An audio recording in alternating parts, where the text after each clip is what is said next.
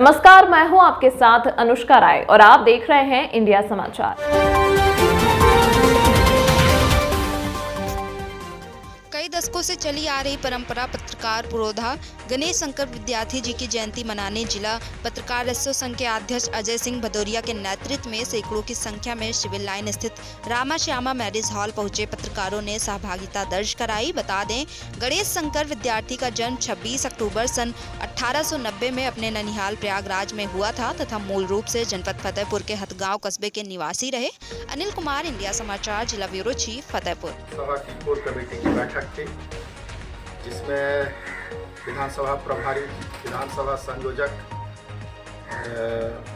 जिला प्रवक्ता और मैं पंचायती राज जिला संयोजक, सभी मंडल अध्यक्ष, महामंत्री और जिला में आने वाले जितने भी पदधारक हैं वो सब उपस्थित हुए।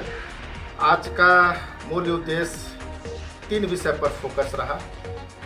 पहला, प्रधानमंत्री विश्वकर्मा योजना, जो कि माननीय प्रधानमंत्री जी ने 17 सितंबर को 13,000 करोड़ रुपए का बजट प्रस्तावित कर दिया है और जिसमें 18 तरह के कामगार जिनको ये राशि मिलनी है, जिनको प्रशिक्षण मिलना है, प्रशिक्षण के दौरान 7 दिनों का मानदेय अलग से मिलना है, उसका व्यापक प्रचार प्रसार हो और लोगों में इसके प्रति अभिरुचि हो और जो कुशल नहीं है वो कुशल हो जाए, स्किल्ड हो जाए और आने वाले समय में उनको कुशलता के साथ साथ 15,000 रुपये का किट दिया जाएगा और उसके बाद उनको रोजगार करने के लिए प्रथम चरण में 1 लाख रुपये और दूसरे चरण में 3 लाख रुपये का लोन प्रदान किया जाएगा।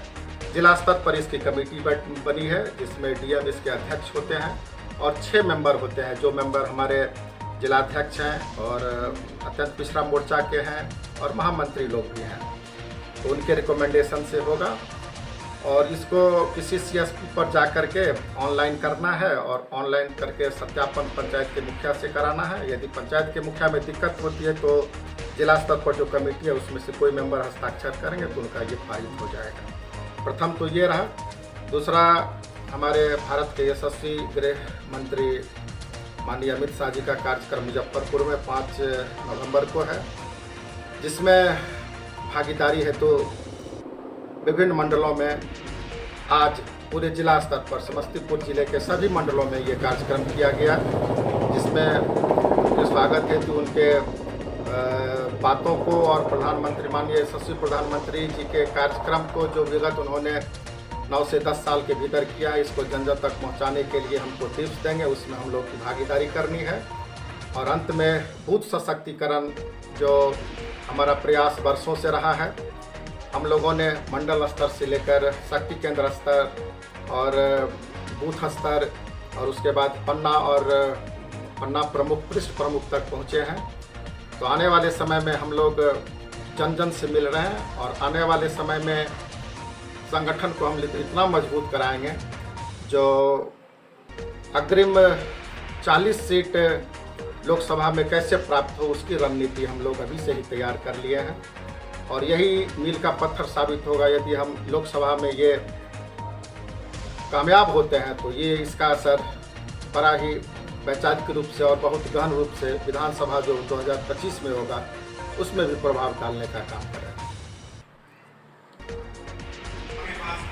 होता था जब आप चीजों को नोट करते थे, सुनते थे, बैठते थे, चर्चा करते थे, फिर आप लिखते थे, फिर दूसरे दिन छपता था, हो सकता है तीसरे दिन भी चल जाए तो गाड़ी चल जाए।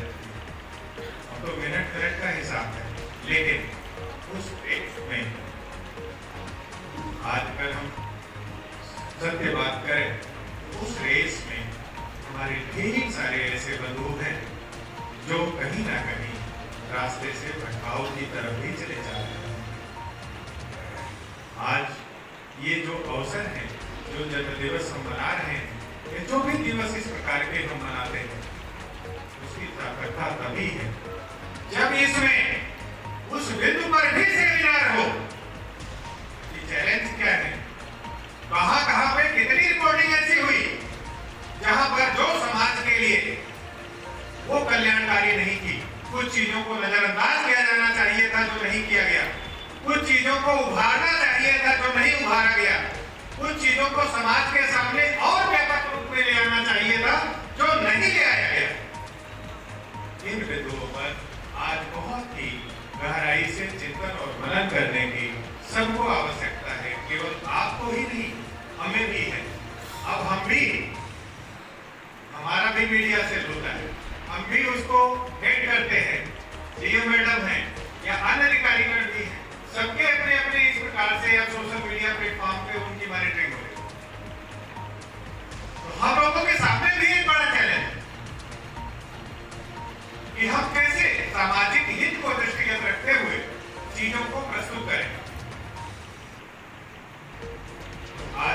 पावन पर्व पर हमारी ईश्वर से यही प्रार्थना है कि हम सभी को, विशेषकर आप लोगों को, ऐसी सामर्थ्य दे, ऐसी शक्ति दे कि आप अपने आप को एक बार में केवल एक बिंदु पर केंद्रीकरण करने की कला सीख जाए।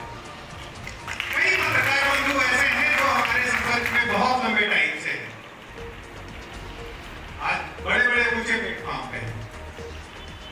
हमसे पूछते हैं कि आप ये बताइए, ईश्वर ने आपके अंदर वो क्षमता विकसित नहीं करी है कि एक बार में आप 2 काम कर डालिए, लेकिन आप करने का प्रयास करते हैं। आप क्या समझते हैं आप भी कर नहीं रहे हैं?